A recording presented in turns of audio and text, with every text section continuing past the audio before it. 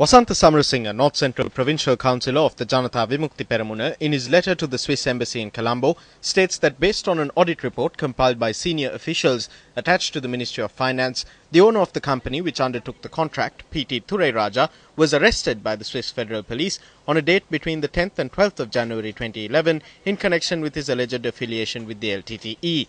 The letter states that Samarasinghe had made an expose regarding the audit report 2 years after it was compiled, and in response the Minister of External Affairs had tabled a document in Parliament on the 30th of October. Samarasinghe requests the Swiss Embassy in Colombo to authenticate the document, which states that Thurayraja was not connected to the LTTE. Meanwhile, United People's Freedom Alliance parliamentarian Wasantha Samarasinghe had addressed a letter to the Minister of External Affairs requesting answers over the allegations levelled at the Secretary to the Ministry of External Affairs. In his letter, MP Samarasinghe raised the following questions. Did she undermine Indo-Lanka relations by conveying falsehoods to the President about Mrs. Sushma Swaraj, who headed the Indian parliamentary delegation that came to Sri Lanka in 2012 and is now Minister of External Affairs?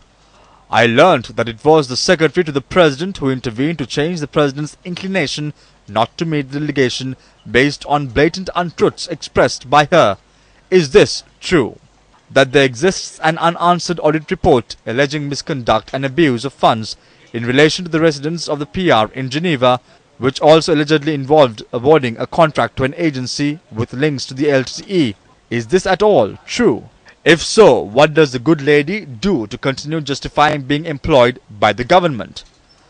Did she not give the appalling advice to the President regarding a visit to Britain in November 2010 to address the Oxford Union, despite written advice from the High Commissioner in London at the time to the contrary?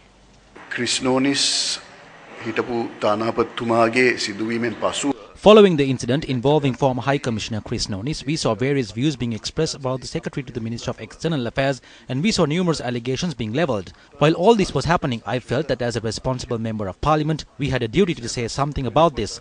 So as per the facts that were mentioned in the audit report and the matters that were brought up by responsible former ambassadors, including Tamara Kunanayagam, Danja Tilaka and Rajiva Vijay Singha, I addressed a letter to Minister G.L. Pires. I also presented several allegations levelled against the External Affairs Secretary to ascertain the truth of the matter. Although I have addressed this letter to him, I am disappointed to say that there has been no response to date. He has not even informed me if this is a lie or the truth. We have seen various statements being made by Minister G.L. Pires in the media, but when I as a parliamentarian have addressed a clear letter to the minister, why is it that he cannot write a letter in response? That is all I have to ask at this moment.